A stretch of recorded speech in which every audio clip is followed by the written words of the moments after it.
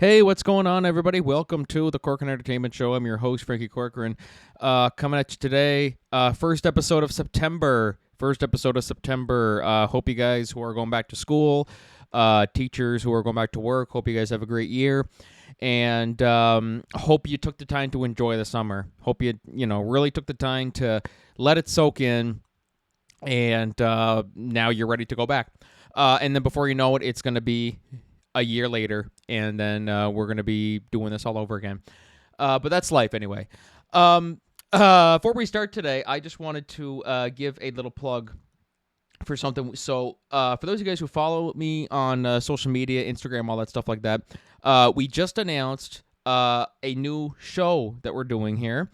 It's been in the works for a while. It's part of the New Brunswick Aviation Museum's big event that they're having on September 14th. Super excited for it, and it's with a script that I co-wrote with a bunch of amazing, talented people. And it's called Eagle Soaring High, celebrating 100 years of the RCAF.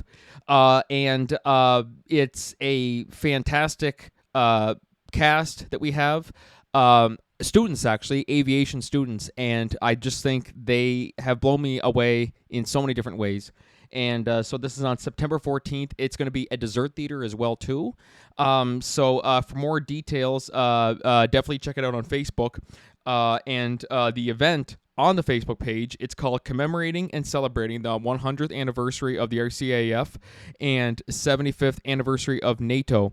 Be sure to check that out on Facebook. Some of the activities include guided tours of the museum, aircraft and helicopter displays, book signings, school projects, special performance by air cadets, flight demonstration by their very own pilot, Larry, door prizes, refreshments, and, as I mentioned, a dessert theater. So it's a free event. Our show starts at 3. And definitely be sure to come on out, guys. It's going to be a great time. So I'm very, very excited to be showcasing that. It's going to be a great time. So yeah, and then also we got Humbug coming out pretty soon. I mean, not pretty soon. I mean, it's not coming out till November, but I'm going to blink and it's going to be here. But tickets are going to go on sale in October. So just stay tuned for that. November 15th and 16th. 3 shows in total. We're doing 2 7 p.m. shows each night and a 2 p.m. matinee on the 16th. So there you go, guys. That's it for my plugs today. Now let's move on to the show with our guest today. My guest today is a very, very talented actress, both on screen and on stage. She plays Maggie on O'Donnell's, which is on Bell Fibe TV-1. I've had many cast members on for that show, and she just recently played Wendla in South Shore Summer Theater's production of Spring Awakening. And here's something that she actually kept secret from me on the podcast. I think she was just waiting for the big announcement, which came out days after we recorded it. On September 22nd, she's performing at the Carlton in Halifax at a sold-out show that's going to showcase her debut song, For What It's Worth. So it's funny that I'm plugging this, but it's sold out already. So yeah, sorry guys, come check out this amazing event that Fiona's singing at, and you can't go see it.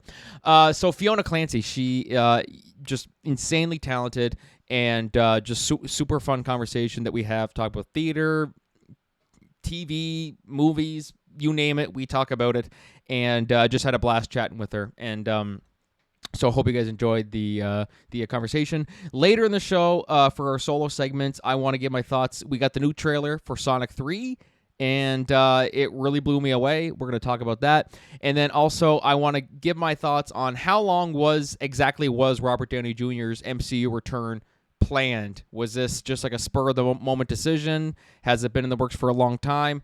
They say one thing, but I think it's another, but we'll talk about that near the end of the show. And anyways, guys, without further ado, sit back, relax, and enjoy today's episode.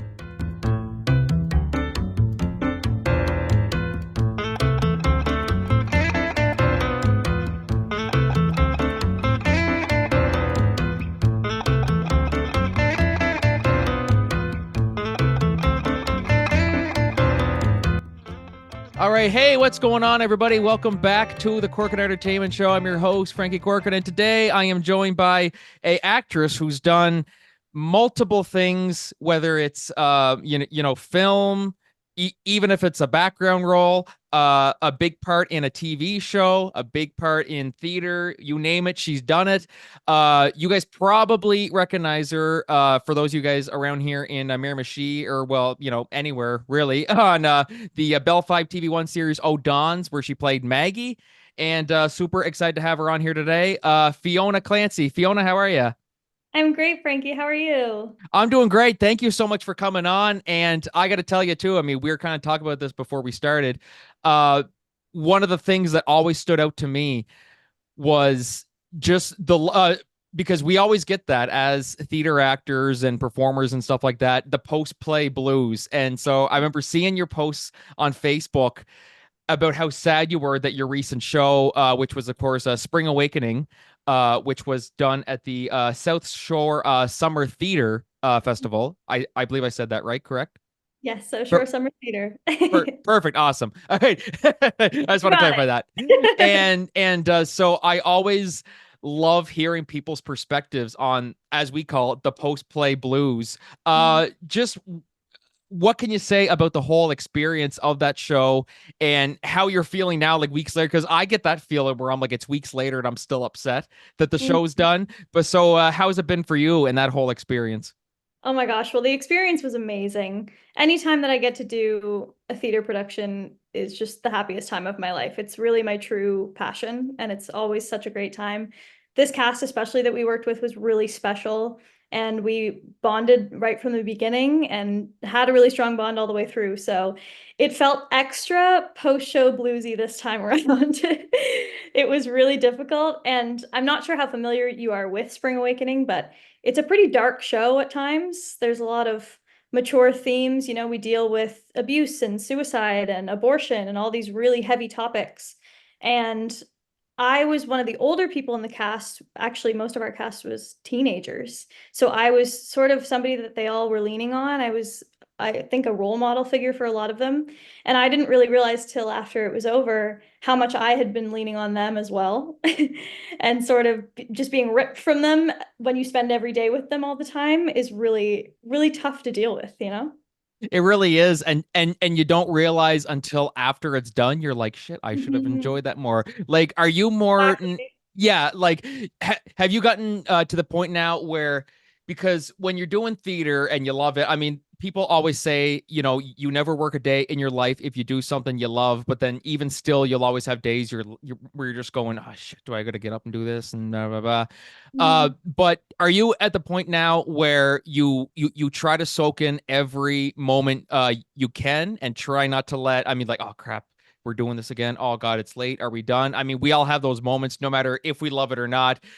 Are you still, is it hard to find that balance between, like, I love doing this, but then also like, oh crap, are we done here? Like, where it feels more of a chore? Like, how do you find that balance? Ooh, that's a great question. I try to be as present as possible in this show in particular because it's one of my favorite shows and it really felt like a dream to be doing. But I think it always lingers in the back of everyone's mind. Like, in 2 weeks, we won't be doing this, guys. Like, the time starts counting down and you're kind of like thinking that it's over before it is. I think it's really important to try and stay in the moment because that's when you get the most, not only authentic like time spent with the people around you, but the most authentic performances and the most authentic sort of playing of the show. So I think it's tricky. I think it's a fine line that everybody walks where you want to enjoy it, but at the same time it's already bittersweet almost that you know it's coming to an end. Yeah, it's like the inevitable. It's Yeah. almost like you don't want to open the show because you're like, if we don't open, we can just keep doing this We forever. were saying that every night when we came in, we'd be in the dressing room doing our makeup, and we were like, "Well, if I don't put my makeup on, then we can't do the show. We can't start it, so then it won't end." And yeah, that was what we were like the whole time. Well, that's what it was like whenever we're doing theater, like during COVID. We set a date, we're doing it, practicing. Oh crap, COVID restrictions pushed it again, and then next thing you know, it's months later and we're finally doing it, and then afterwards it's like, oh crap, we're actually done. Like, I didn't think we'd ever be done. Did Yeah. you do much theater during the pandemic, or and how was it dealing with the constant changes that we're going through with that? Yeah, I didn't do much theater, no, during the pandemic. I was supposed to be in a production of High School Musical Oh. at my university, and we were going to start it, and then we had another wave of COVID hit us. I think it was December of my fourth year of university. We had another COVID wave, and so we couldn't do the show. So that sucked because I was really looking forward to that, as we always are. It kind of sucked to have it ripped away, but obviously it had to be in the times that we were in. It was tricky to do just arts things in general during COVID. I mean, I think once we sort of figured out ways to meet virtually and stuff, that was great. But that loss of physical connection and just being in a room with people and creating art was really hard to deal with for a couple of years, for sure. My God, like we literally got the short end of the stick, and people were trying hard. It felt like people didn't care about the arts at one point because it's like, let's just do sports. Let's get the sports up and going. And meanwhile, us theater kids are just sitting there like, well, fuck you guys. You know what I Yeah, mean? right. They were like, you guys can sit on a computer and sing to each other. It's like it's not the same, you know? Like we all wanted to be back in those rooms, so it was tough. Oh, it felt so good though. Like once you came back and everything, and things were just Absolutely. like it's if one good thing came out of it, it's that we really have to realize now, because as I mentioned, we have those days where we're thinking, I don't want to be here this late. I don't want to do this, blah, blah, blah, blah. I mean, Mhm. you're grateful for it, absolutely. But then nowadays I have to remind people like, guys, just so you know, like 3 years ago, we weren't doing this. Like we weren't allowed to do this, and it was ripped away just like that. So, appreciate every moment that you have. Do you deal with people like that where they maybe aren't ungrateful, but they're kind of like they don't really see the bigger picture? Like, look what we're doing. We're acting here, guys. Like I want people to appreciate what they're doing. Like, are you always trying to get people to really see the bigger picture? Oh, absolutely. I felt like that extra, I think, during this show because it was the first one I'd done in a couple of years. And I found myself, especially during the last couple of weeks during our tech week and our show week, I just wanted to hold everybody's hand and I wanted to hug everybody. And I didn't want to let them go. And that was sort of a lot of what our show was based around because Spring Awakening is a very ensemble show. So we spend a lot of time on stage together. And I would sit next to some of the kids and I would just grab onto them any chance I got because I was like, we are in this space together and we get to create this together and have this just magical space that we get to be in. And I was like, I emotionally don't want to let you go, but I also physically do not want to let you go ever. So I really felt like I was heavy on that this time around for sure. Oh, definitely. Well, when you look at the kids and you go, that was me at one point. How do you see those kids now and going like, crap, that was me? Like we're like I'm at the age now where I'm driving and there's someone on the side of the road riding a bike and I'm screaming, "Oh, get the hell off the road!" Blah blah blah blah. But then I go, "Oh crap, that was me when I was a kid. I was doing that when I was a kid." And Totally. now I'm that boomer who's complaining about everything, and I'm like, "Oh my God, I can't be like that." Um, what's it like now seeing all these kids who are, I mean, like, going back way back to when like you were doing theater, you look Mhm. back on them now and go, that was me at one point. Like, how do you kind of look back on it and seeing the new generation step up? Oh my gosh, it's been amazing.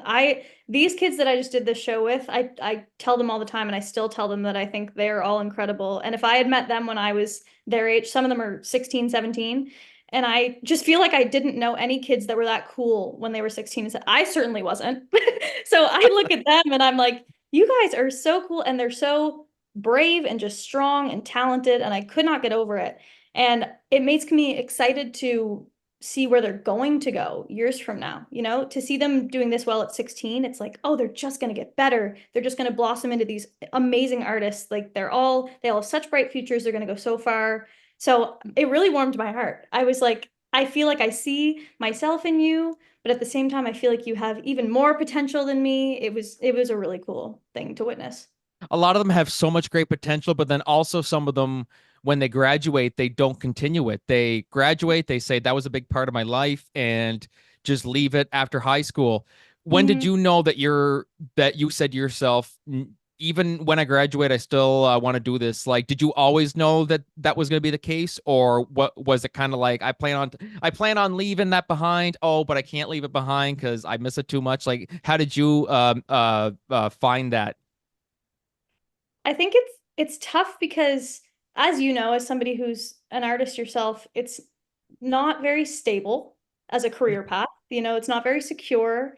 And you get that from your parents all the time. Oh, you need to go get a job where you can make money and you know that the money's going to be there. And, you know, the arts is not the most secure place. Not that my parents are unsupportive, they've always been supportive and they want me to do all these things. But every once in a while, you need a bit of a reality check.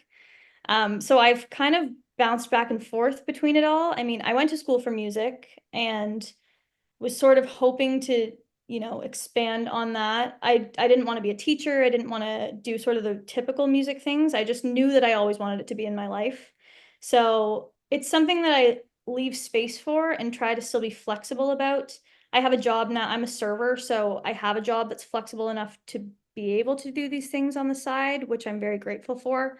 And I mean, while I'm young and, you know, still very passionate about it and have the time and the energy, it's what I want to be doing. It's just, it's what makes me happy. Even if it's kind of on the side for me, I'm still glad to be doing it.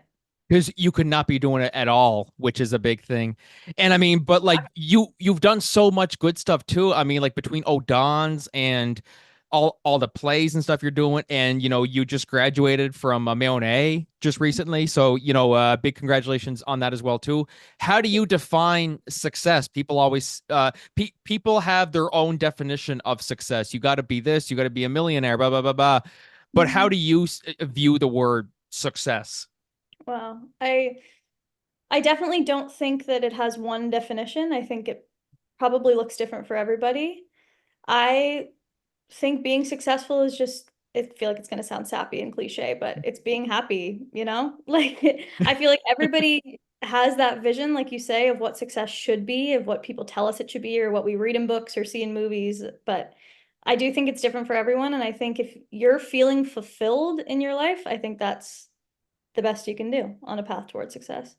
Well, that's really the main. Well, like, and it is cliche, but it is true that Hmm. you're happy, and then, but it's also there's lots of reality checks, like you said too. Like people say, oh, you know, are you going to be able to support a family and pay the bills and stuff like that? I mean, people have been able to do that, but I mean, if you're going in with expecting it and just like, oh, don't worry, it's gonna come, I'm not gonna work for 10 years because I'm gonna focus on getting this. It's like, okay, well, how are you gonna, how are you gonna buy a car to go drive to your auditions? How are you gonna buy this? How are you gonna buy that? Like, it all adds up. But really, I mean, that's at the end of the day, you're happy, you've Hmm. done great things, and that's really what it should be all about, though, really.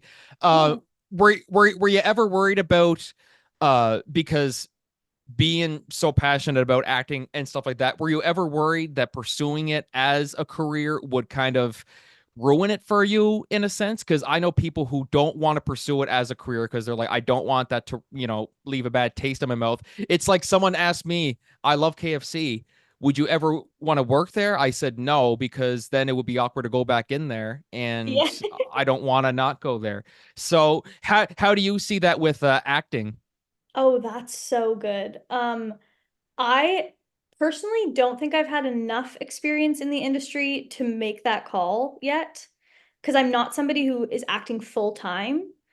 But you've I've done great things, though. Yeah, but thank you. I appreciate that. Um, but I think I've had a couple experiences where it's like, oh, this is such a fun job to be doing for this short amount of time. So that's what I see it as. I don't think I've had enough time in it to be like, oh, I'm already sick of this. But I did have that experience a little bit when I went to school for music because I found it really tough. I went in with really no like classical training in voice, and a lot of other people were coming in with a lot of training, and I felt like I was behind a lot of the time. And it became like a bit of a chore to me after a while. And singing was what I always loved to do. It's my first love. It's like my only love in life. And at certain points in school, I was like, there's just nothing in this for me anymore because I'm getting graded on it and I'm getting judged on it all the time. And I found that really difficult. I've since I graduated, I've now found my love for it again through really great teachers and really great friends and supporters and things. But it was tough for a while because it surrounds you all the time, and it's like at one point this was a hobby and this was something that I loved doing so much, and now it feels like the complete opposite. It's very tough. So I've not had it with acting, but I have had it in other areas of my life, and it's a hard thing to navigate.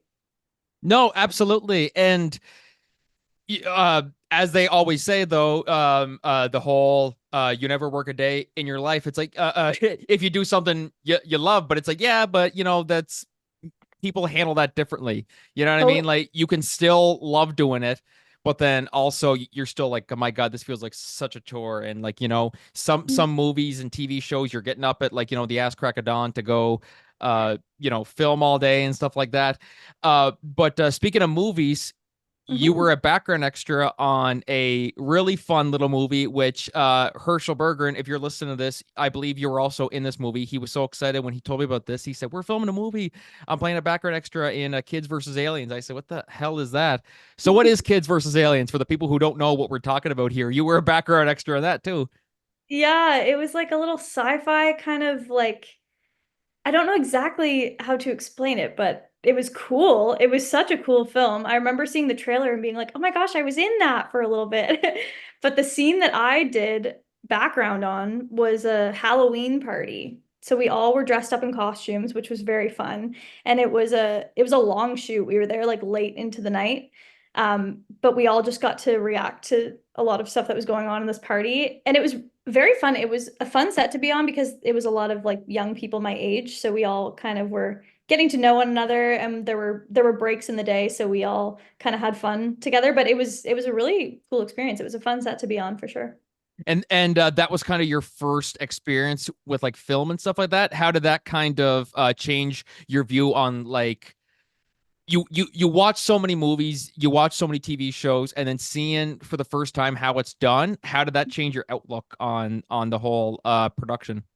Oh, I think it's so cool. That was probably like the third or fourth show I had done background on at that point, and I'm just always really grateful for the opportunity because I tell everybody to do as much background as you possibly can because you get to work on so many different sets with so many different people, and they all work a little differently. Like they're all kind of the moving pieces are a little different on every set you're on.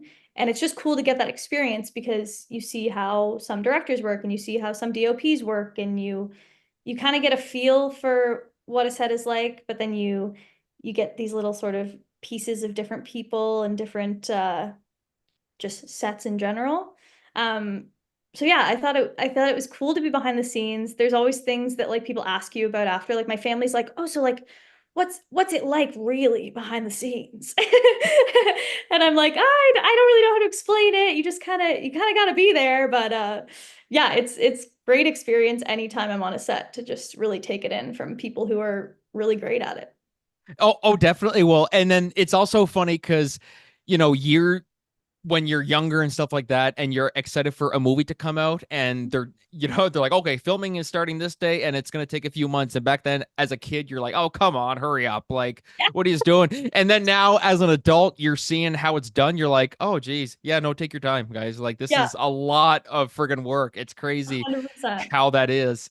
And so I first met you. It actually wasn't on set of the day that I was there, but it was during the rap party, or not the rap party, the premiere party for O'Donn's, Yeah. which like that's what a breakout role for you. Like really, that's kind of like a huge opportunity. How did that whole thing come about? Like how you got the part, auditioning and stuff like that. Like what was the whole experience getting this big opportunity? Oh my gosh, it was amazing. Like you said, it really was a big role for me. It was my first like major TV role that I've done. And I felt very, very lucky to be chosen for that. It was so much fun. I auditioned via self-tape in the spring before we shot it that summer. And it was a very last minute audition for me. They had actually emailed me and were like, "Are you gonna submit?" I was like, "Yes, I'm so sorry. Oh my gosh, yes, I am." I was like a week late, and I had my brother read for me, and I sent in a tape that I was like fine with. I didn't think it was that great, but I was like, you know what? I gotta get it in. Like I'm late already. It's gotta go. And then I heard, I think like I didn't hear for a while, so I was like, oh, whatever. That's good experience to audition. It's all good. And then I don't think we heard for like a month and a half almost after we sent tapes in. And they offered me the role of Maggie, and it was kind of that was the jumping point, and we had a couple meetings on Zoom and stuff with the cast and the director before we went up, and then we were there for that week, and that week was so much fun. That cast and crew and all of you who did other roles and background, like everybody there was amazing. It was such a nice tight-knit group because we were so small. It was great to work with that small group in that small location and just really get close and sort of feel like we were bouncing off of each other. It was, yeah, it was an amazing time. I'm so grateful for it.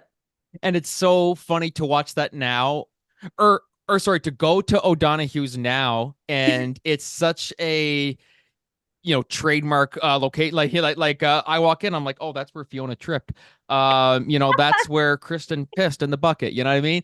Like it's so funny how like it's almost like at this point it's gonna be like Sunnyvale Trailer Park Yeah, of Miramichi, literally. almost kind of in a way. Do you have any particular favorite memories on the set of O'Donnell's, or Oh my too goodness. many? Literally too many. I wish that I had been there for your day that you guys were on set, but I wasn't really in that episode. And I was so sad because it was so funny. It killed me when I watched it because I was really barely on set that day. There was one confessional of Taylor's who played oh my gosh, what's his character's name? Oh, Blanking at the moment, what's his but name? Taylor Olson. Shout out to you, yeah, Taylor Taylor. Olson, If who you're is listening to this, Taylor, incredible. what the hell's your character's name? Yeah, what's your character's name? Taylor Priscilla. But he's incredible. And he had an improv confessional at the end of that episode where he's talking about celebrity crushes. And it absolutely killed me. Like I was cackling in my house. And I had never heard it before until I saw it on TV. And I was like, he is a genius. So many of those people on that set are like comedians by trade, and you can tell. Like they would just like the writers would be like, you go ahead, you improv, and they would just come up with the funniest shit you've ever heard in your life. Like I just felt so humbled being there. I was like, these people are so funny, and this is just the most insane environment to be in, but it was a hoot and a holler the entire time. That's so good. And as you said, like felt so surreal that you're like this what was like your first big like TV role, and it was a big part too. Like Yeah. how would you describe, because this is always something that I talk with people on the podcast about, how do you describe the whole luck, hard work, like that whole balance in the industry? Because some people say, oh, it's all a matter of luck, and then some people say, oh, it's all a matter of hard work and continuing to submit your auditions and stuff like that. How do you see it? Is it luck? Is it hard work? Is it a mixture of both? How do you see that as like the ticket into the industry, so to speak? I feel like it's definitely a bit of both for sure. Because I mean, as actors and as just artists in general, I think we always want to be learning and growing our craft as much as possible. At least that's how I feel. Like I still take my voice lessons regularly, and I still try and do acting classes and things that I can to always be learning and always be learning from people who are really good and people who I think will take me far. And then while you're doing that, you're constantly auditioning. You're trying your best to get up for these roles and get in front of casting directors and getting in front of the right people. So I think it's a combination of just volume of always auditioning, but then you do have to be keeping up with the craft of it. Like you really do have to be putting in work, or else you're not going to improve and you're not going to grow, and they're not going to see that happening. So I would say it's definitely a mixture. Yeah. Yeah, definitely. And like that's always such an interesting question because people have so many different takes on it, where people say luck has nothing to do with it. It's just keep on, keep throwing shit at the wall and seeing what sticks. And then some people say, oh, it's just a matter of luck. Like, put your name in, they'll pick you. So I Yeah. always love hearing different, everyone's perspectives on it. Yeah. I'm kind of curious how, because as an artist, this is something, and I'm completely guilty of it. Every single time I like watch something I do or listen to, like, as I'm listening to a podcast, as I'm editing, I'm like, I can't believe I have to listen to this, but I gotta get the episode out. Um, I think it's easy to say that every artist, this is their worst enemy, is just oh my god, I can't believe I did that. I can't believe I sounded like that. I can't believe I looked like that. Like, how do you deal with that? I mean, like, you watch yourself on TV and you're just like, oh my god, how did like why did you do that? Why did you do that? Are you guilty of that too? Because I think we all are as artists. Oh, definitely. Before I came on here, I was thinking about the fact that I was going to have to listen to myself talking back for like 45 minutes. The podcast comes out. But I was like, you know what? I can deal with it. It's okay. I can deal. But no, I'm definitely guilty of that for sure. I'm a huge perfectionist, so I'm always critiquing myself. And I definitely do it more with singing than I do acting because I'm a bit of a singer first before I'm an actor. But it's weird to see yourself, and I think it's hard. We're like our own worst enemy when it comes to critiquing ourselves and being like, oh, I wish I had done that differently, or I wish I had thought of this or that. But I mean, I think that's all a learning experience too, right? Because you can take those things and you can improve upon them next time. So I don't think it's a bad thing. I think we're always going to be critiquing ourselves, but there's Oh, always exactly. learning and growing to be done. Yeah. Like, no matter what, well, especially singers, I hear so many people who sing and they do an amazing job, and you're like, oh my god, that was amazing. No, I fucked up that part right Yeah. there at that note. Totally. Well, and then they start going all in depth of, oh, the part where I'm supposed to sing in A and I did that. I'm like, I don't know what the hell that means, but I don't Yeah. care. You sounded Yeah. good. Are you like that too, where you'll be talking over people's heads and you're like, oh, this went wrong, that one. They're like, I don't know, that was okay to me. Like, My music nerd comes out way more often than I'd like to admit. Yes, for sure. People get a little, I go a little bit into music theory and I've lost people sometimes. But I'm like, as long as it makes sense to me, it's okay, guys. I know, I get it. It's fine. that's the main thing. That's the Yeah, main thing. But even like I've only put on one musical. It was Tick Tick Boom. We did that a couple years ago. And yeah, even just doing that, I was like, "Oh my god, I have so much respect for everybody who not just I mean, acting's a big job right off the bat, but singing too and then being able to combine that is such a huge like I don't know how people do that. Like, how do you go into a musical theater show? Like, how do you kind of prepare yourself for it, where you're like, I gotta put on the best performance, but I also gotta, you know, put on a good singing performance? How do you kind of prepare yourself for that? oh, that's a great question. I I think what I really like about musical theater is the fact that you get to tell a story through song. Like it's the perfect bridge of acting and singing to me. And I think, I mean, like I said, I'm very much a perfectionist when it comes to singing, and I really focus on that. But when it comes to musicals, I think really tapping into the story and the lyrics and the emotion behind it is always going to make for a better singing performance. So I like to really engage myself in the story as much as possible, and then I think that comes across in the singing as well. So yeah. Oh, awesome. So, are you more of a musical person? Are you more of like just a straightforward play person, or are you kind of both? I'm definitely more of a musical person. I haven't really dove into plays as much. I want to because I think they're also amazing. And I'm a huge like English and reading nerd too. So I think I would really enjoy plays if I do a deeper dive. But I've been a musical theater kid since I was 5 years old. So that's where my heart lies for sure. Oh, well, there we go. What's your like hands down favorite play musical? What My would favorite you? Yeah. musical of all time is Jesus Christ Superstar. Is And the you first did that one I too, ever didn't did. you? I think you It was the started that. Yes, first that's show right. I ever did, and I did it, yes, again 2 summers ago, and that was a dream come true. Like I had been wanting to play Mary Magdalene in that show since I was a kid. So that was crazy. Oh, okay, so that was your true breakout role. Never mind Maggie. That was right there. Jesus Christ Superstar. That was your Yeah. moment of fame right there. Uh For me, in my head, yes, absolutely. oh, 100%. 100%. Was there any trepidation going into it where you're playing like you're like this is literally my life has led up to this very moment where you like how much pressure was on you for that? It definitely was a little nerve-wracking at first. I kind of get the imposter syndrome. I'm like, oh, am I really meant to be doing this kind of thing? But the thing about theater is that you're so lifted up by everybody around you that I always felt supported in that environment. So it was great. Oh, awesome. And that's really as we were talking about off the top of the show, the Mhm. camaraderie, the castmates, all that stuff, they're really what makes it, Oh, the 100%. the experience that it is. Yeah. And some some people might say, oh, like, theater, like, all that stuff like that. Oh, not much work goes into it, blah, blah, blah. No, no, like you can tell, you can just feel it when you watch shows and stuff. Like it's just, Mhm. you really feel just that connection. You feel how close they are.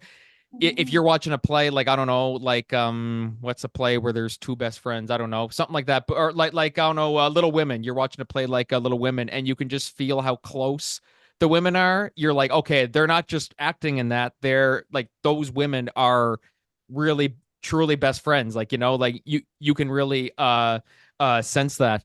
Yeah. And so in terms of the arts in general, when did you really find your love for it? Like, when did you really say, like, I think I have a gift? Oh my gosh. I mean, I've been singing since I could talk, I think. So it's been a whole life stream for me for sure, but I grew up singing a lot in choir and things like that, and I those are sort of my earliest memories of singing. And from there, I did some community theater as a kid. And as soon as I caught the theater bug, like I caught it. It was like there was no going back for me. It was like, this is just the coolest thing ever. And you get to hang out with your friends on the weekend and sing and dance and act. I was like, is this not everybody's dream? Like it just seemed like the coolest thing ever to be doing. So yeah, I was probably like 10 years old when I caught that bug. And then yeah, there's been no looking back. It never left you, which is good. Like, that's something, Yeah. one thing I definitely see with people who have done theater, you know, someone like me, it's made me a better person. It's made me, more self-aware. It's given me such a confidence boost, and just Mm, like, there's so many good things that it can do for you. yep. And I feel like not many people see that. So if there's anybody here listening who is thinking about it, but they're like, I don't know if I should, I don't know if I could, what would you say to them? Oh my gosh, bite the bullet. Do it. The first season that we did at South Shore Summer Theater was Jesus Christ Superstar 2 years ago. And we had people in our cast who were in their mid 30s, and it was their first time ever singing, like out loud in front of anyone. They just decided they were going to do the show, and it was their first experience in theater. And it was so cool. I was like, wow, that's so brave of you. That's awesome. And by the end of the summer, they were so confident and they were so happy they did it. They made all these new friends. They got to do this really cool show and they caught the bug like we all did. So I think it's never too late to start. And I think there's something in it for everyone, like you say, for sure. I love how we're treating it like it's like alcoholism or something like that. Where I think I'm like, so now you have a contagious disease and there's no coming back. we have theaterism, or I don't know, what would you call that? People, feel Oh free to my leave gosh. like your ideas of like, what would you call that theater Yeah. disease? Like, Yeah. theater COVID. I don't know. People, leave your thoughts on that. I'm kind of curious to see what people will say about that. Yeah. But yeah, it is a disease. I'm not gonna be cured from it, and I don't think I want to be cured from it, and I don't think you want to Never. be either. Oh no. Never, never, never. Never. That's perfect. As your character in Odon's says, which is like one of the funniest lines. It was, I'm probably paraphrasing it. I'm a theater kid. I like to fucking dance, or something like that. It was something. I'm probably butchering that. I'm sorry. Oh my gosh, can I tell you such a funny story about that line Oh too? yes, go for it. Um, so I think the line was, yeah, I'm a theater kid. I like to sing. And then I Oh. ran out and I come back and I say, and I like to fucking dance too. And we ran it like 6 or 7 times because we had to get the door slam right. Like the line was fine, but the door slam every time. And our director, Danielle Basque, who I love to death, he's very French. And every time we reset the scene to do it, he would say that we were going to do this line, and he'd say, "I like dancing also," in his French accent, and that was it every time. "I like dancing also," and he'd show me like what to do with the door. "I like dancing also," and everybody on set was saying, "I like dancing also." It was written on like everything from then on because it was the funniest thing ever. We were like, "I like dancing also." There was one time we shot it, I think I almost said it by accident because he kept saying it. I like dancing also. Yeah. Oh my gosh. So funny. I miss him so much. Oh, that's so good. Oh my God, I Yeah. love it. I love Mhm. it. My God, like we could talk for like hours and hours about like just theater, film, TV, like just anything. Oh But yeah. I know you're very busy, and so I think we'll probably wrap the interview up here. But Fiona, I just want to say thank you so much. First off, O'Donnell's is renewed for season 2. Super excited, as I'm sure you are. What are your hopes, dreams, expectations for season 2? Oh my gosh. I haven't thought about it too much, to be so honest with you. I just hope we have a lot more fun and laughs and crazy shit like we did in season 1. I do hope that we kind of explore relationships between characters a bit more. Like I know mine and Kristen's character Zoe were really starting to get along at the end of season 1, so I'd love to see where that goes. And yeah, I don't know. I have high hopes. Our writers are incredible, and I think they're going to come up with something really fun that everybody's going to enjoy. So, yeah. Super stoked. Super stoked. Yes. Fiona, thank you so much for coming on. Really appreciate it. And let's definitely stay in touch. If you're in Miramichi and you want to do a show, you know, call me. Okay. Oh, I will sounds find something. amazing, Frankie. Yes, we need to. Definitely. So, guys, we are going to take a short break. We will be right back. But until then, this is Franky and Fiona Clancey signing off. Thank you, Fiona. Thank you so much, Frankie.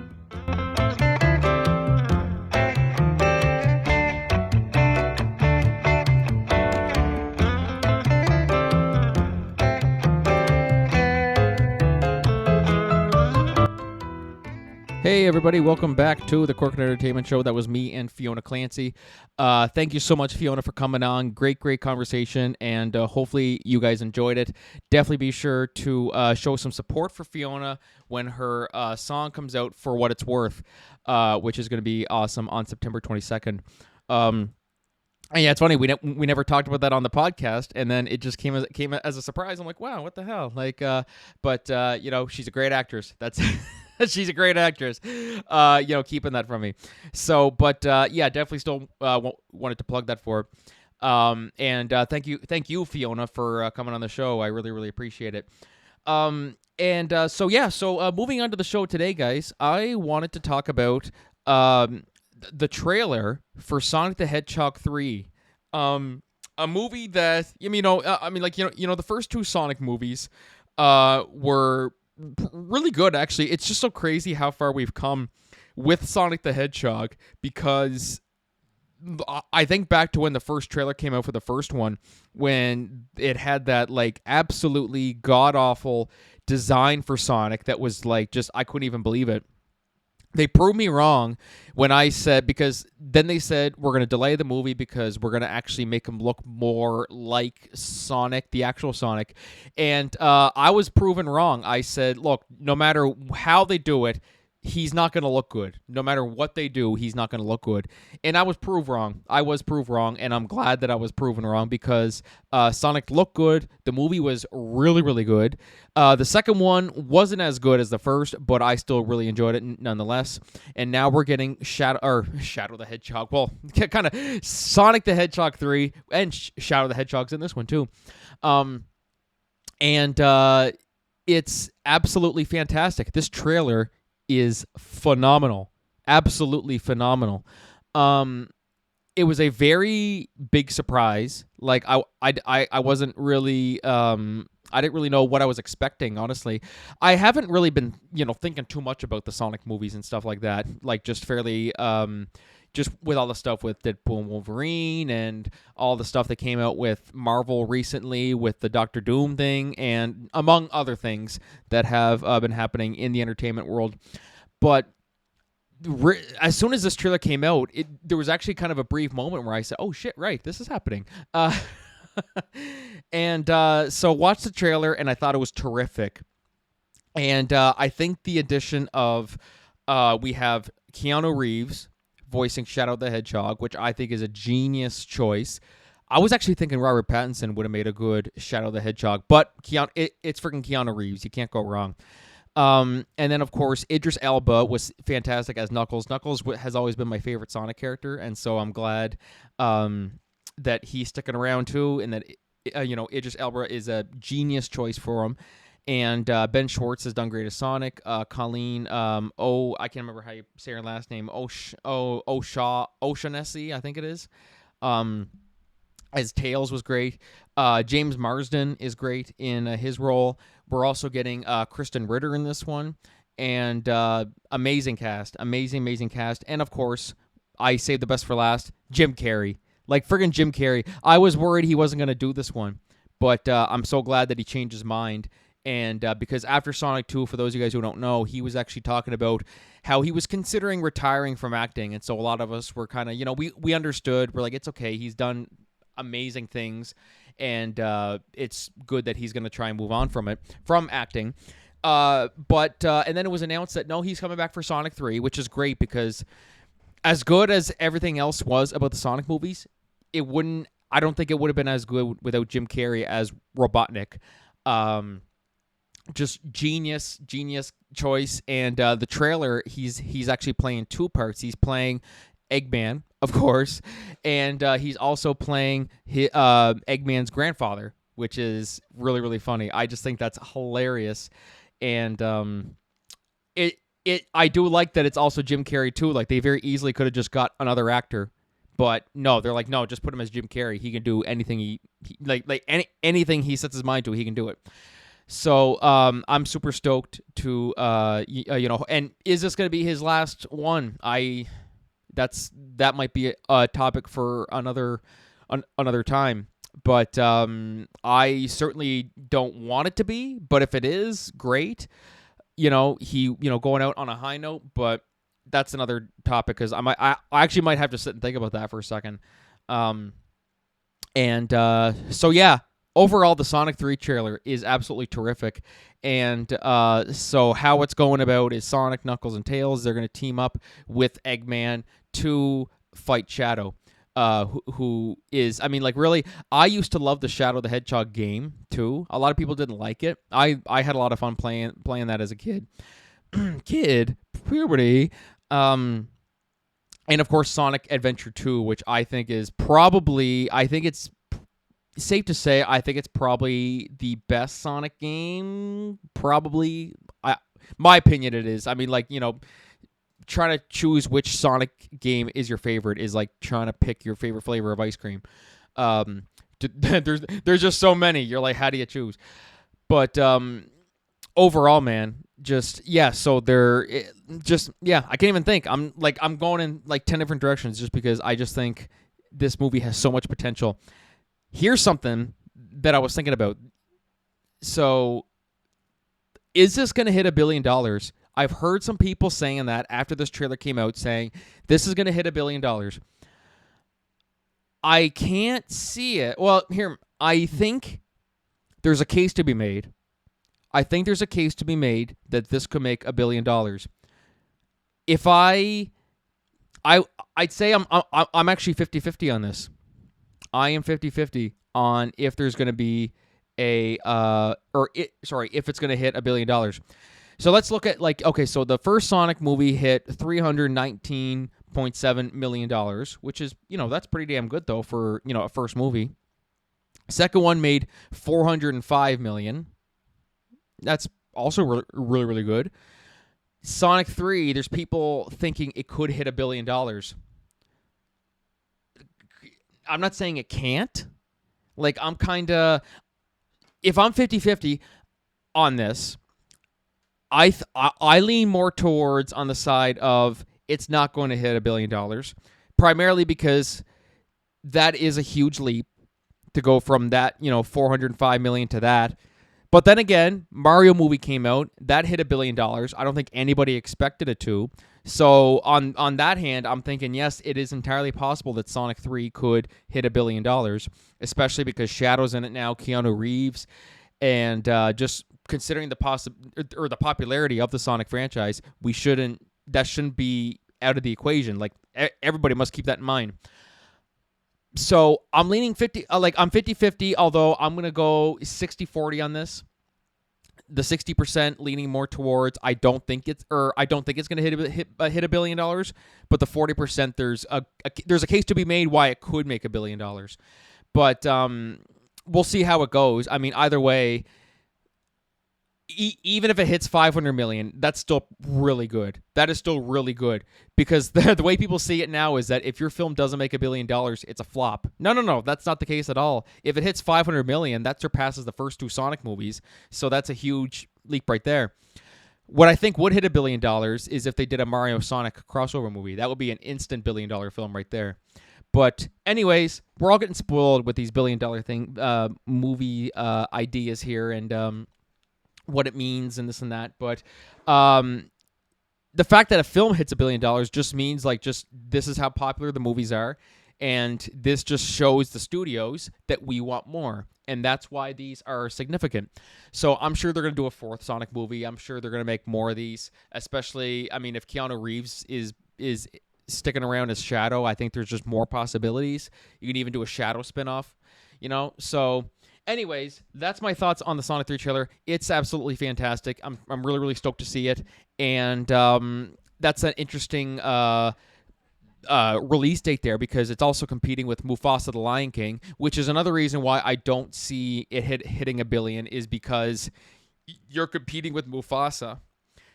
If I had to go, put $20, which one do I think is going to win or make more money, Mufasa or Sonic? Probably Mufasa. I'd say it's going to anyway. But I could be wrong. Anyways, guys, definitely be sure to let me know your thoughts on that on social media. What do you think is going to hit $1 billion? Mufasa or Sonic? But really, the main topic, what did you think of the Sonic 3 trailer? Are you excited for it? Definitely be sure to let me know what you think about that. And so our last solo discussion topic today is going to be something that was announced a month ago now, and I've had time to think about it. I still don't like it.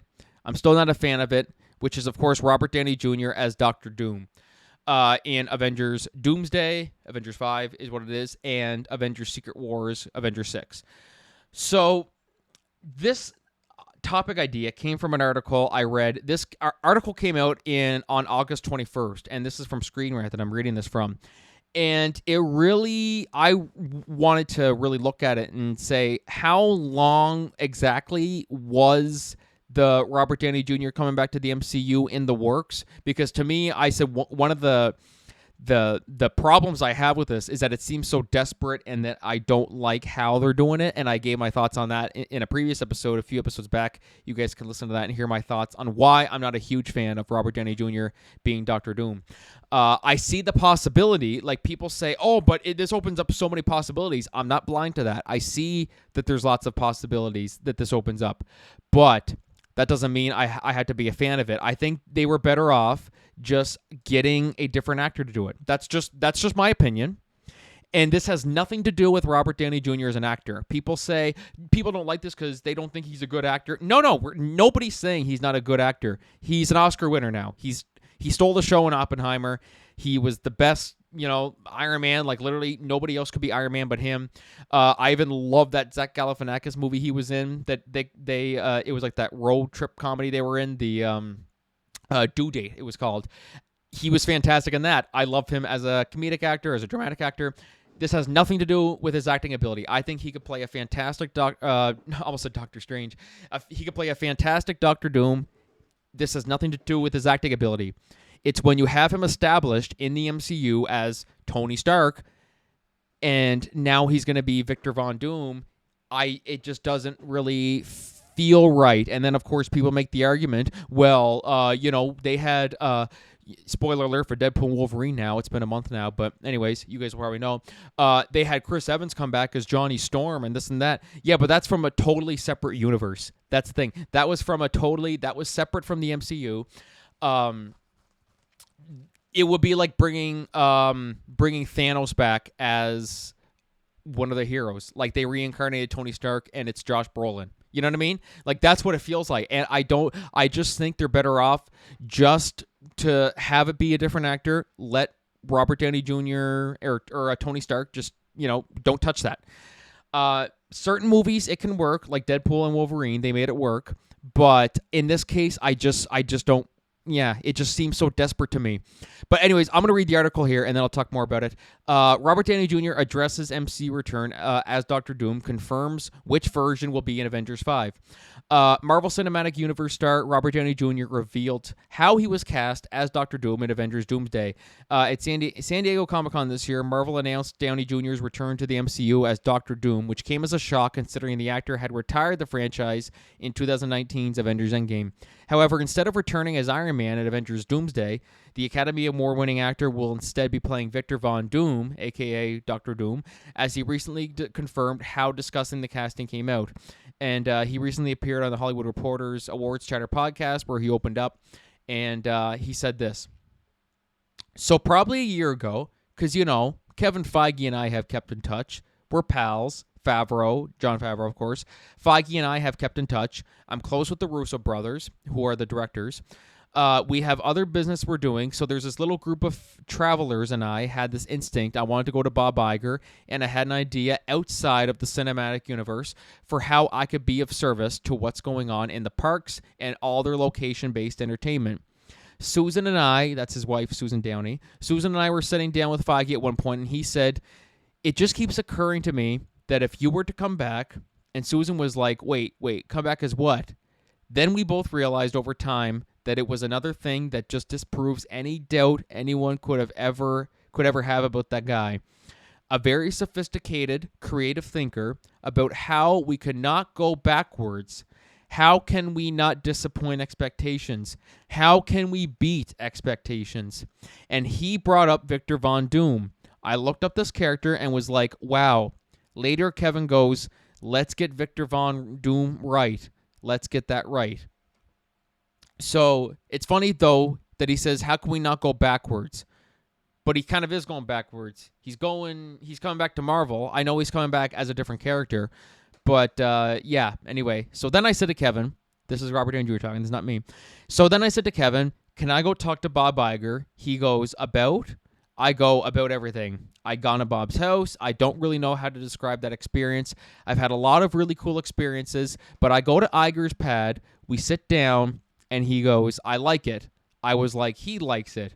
He said, come by the Imagineering campus. Feige and I go to the Imagineering campus, and you want to talk about two guys that are not easy to have their minds blown, let alone at the same time? I can't say too much, but what is going on there right now is so beyond my expectation of what was possible. So, yeah, that's really interesting. But so here's the thing. They said they were talking about this for over a year. Maybe that's the case. But keep in mind, a year before, there was some stuff going on with Jonathan Majors, yes. They didn't fire him yet. And they were still doing the Kang Dynasty. Maybe then, okay, I can buy that maybe they were talking then about, okay, if he gets fired, if he's guilty, what do we do then? Maybe that is, that's something that's a possibility. Okay. But you can't tell me that with all the stuff that's been going on with Marvel, all the controversy that's been going on, just how, they're kind of losing their spark and this and that, blah, blah, blah, blah. Now they're bringing back Robert Downey Jr. to play Victor Von Doom, which, as I said, it has so many possibilities to it, so many creative possibilities that on one hand, this is a villain, but on the other hand, it's also a very, very familiar face. Somebody who we once looked to as the world's greatest hero now is this big villain. You know what I mean? Like, there's so many possibilities there. And, like, if you have Spider-Man sees him, goes, oh, Mr. Stark, and then he just, hits him and stuff like that. You know what I mean? Like, there's so many possibilities. I'm not blind to that. I see the possibilities. But you want to establish Victor Von Doom as his own character. I know, I don't know. That's why, to me, this feels desperate. And then it says, how long was this in development? I don't think it's been in the talks. I don't think they were planning on doing it for a year. I just don't see it. I really, really don't. That's my thoughts. I don't. Yeah, I'm really mixed on it because then there's another part in this article, and it says Marvel's fans' reactions to RDJ's MCU return have been mixed. Some fans accuse Marvel of playing it safe by casting RDJ. I agree with that because when you look at the facts, Marvel has taken a downward spike, going from billion dollar film after Avengers Endgame. They haven't been doing that much. So I think, to me, this is almost like a desperate attempt to let's keep people talking. We don't know. Maybe with all the stuff that's going on with Avengers 5, maybe it's not going to do as well as we think. Let's get Robert Downey Jr. back as Dr. Doom and, go from there. Maybe, that's just what it seems like to me. That's all it seems like to me. And as I said, I'm not blind to the fact that this opens up so many possibilities. I see that. But it still feels desperate. Even hearing this now, I'm like, I don't think it's been in talks for over a year because Jonathan Majors wasn't even fired then. Sure, there was, the trial and stuff was still going on, but sorry, I'm just at a loss for words. I'm just trying to, figure out how to word this and that.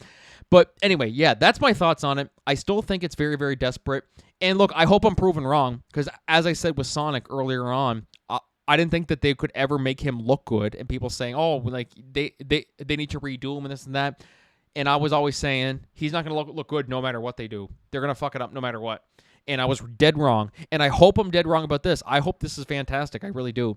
But even still, reading this article, it still feels desperate to me.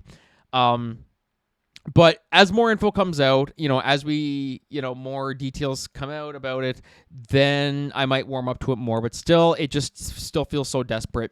And I thought maybe sitting with it for a month would kind of change my viewpoint on it, but it doesn't really. That's my thoughts. Anyways, guys, be sure to let me know yours. And you know what? We're gonna call for the show there today, guys. Let's do that. Let's call for the let's just call it a show. Thank you guys for listening to the show today. Thank you to Fiona. Sorry, Fiona. I messed up your first name. Big thank you to Fiona Clancey for coming on the show today. Very, very excited to listen to For What It's Worth. Stay tuned, guys. September 14th. And, be sure to go to buy tickets for the show that is sold out. So thank you very, very much, Fiona. I'm super excited to see what you do. And, guys, be sure to come on out on September 14th. Here's something that I can plug that you guys can come out to. September 14th, at the Aviation Museum. That's at the airport in Chatham. And it's going to be a great time. We've been working hard on the script for the performance we're doing. The kids are doing a great job. Everyone's doing a great job. And I'm super stoked for it. So thank you guys so much for listening to the show today. We're going to see you guys all next week. Until then, this is Franky signing off. Have a great week, guys. And for everyone going back to school, enjoy the school year, too, while you're at it. See you guys.